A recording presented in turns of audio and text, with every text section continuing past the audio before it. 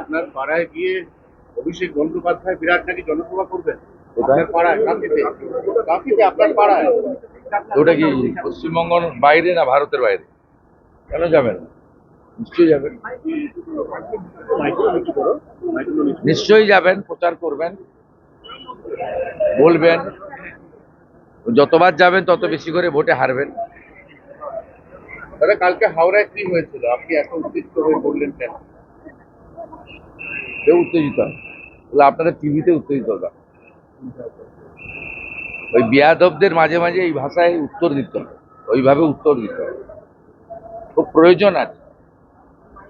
একটা রাজনৈতিক দল সুবিধা পোর্টালে দিয়ে পারমিশন নিয়ে কর্মসূচি করছে, এই কর্মসূচিতে পার্টি অফিস থেকে বেরিয়েছে হল্লা।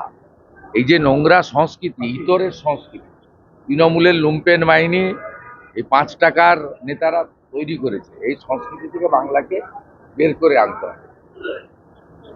সেই কারণে প্রতিবাদের প্রয়োজন আছে। সেই প্রতিবাদটা যেন শান্তিপূর্ণ।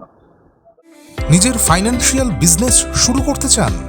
ভারতের টপ ব্যাংকিং ও ফাইন্যান্স সেক্টরের সঙ্গে পার্টনার হওয়ার সুযোগ এখন আপনার হাতের মুঠোয়।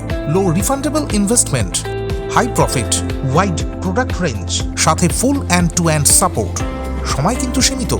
এখনই যোগাযোগ করুন 7003571225 লিমিটেড অফার আজই অ্যাপ্লাই করুন। Start your own financial business today.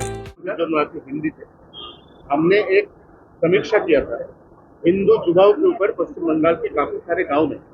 यहाँ पे देखा गया कि युवा लोग आक्रमण से बचने के लिए दाढ़ी रख रहे हैं।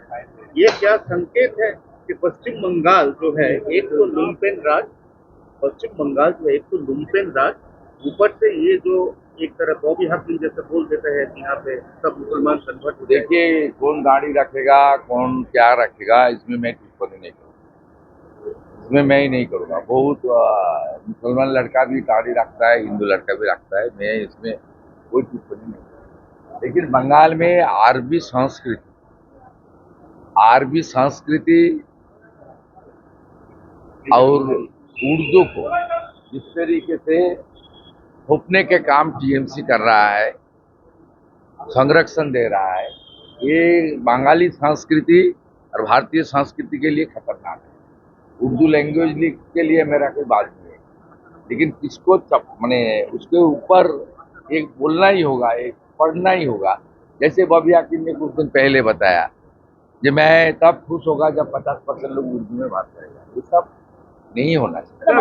মুখ্যমন্ত্রী মমতা বন্দ্যোপাধ্যায় তিনি জানিয়েছেন যে তার গাড়িতে নাকা চেকিং এর সময় চেকিং করা হচ্ছে, সেটা উদ্দেশ্যপ্রণোদিত, এবং কেন্দ্রীয় মন্ত্রী যারা আছে তারা টাকা নিয়ে আসছে।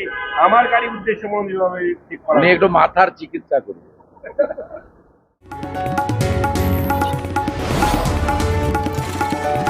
আপনারা দেখছেন ইনফো পালস বেঙ্গল, সত্যের স্পন্দন, বাংলার কণ্ঠ।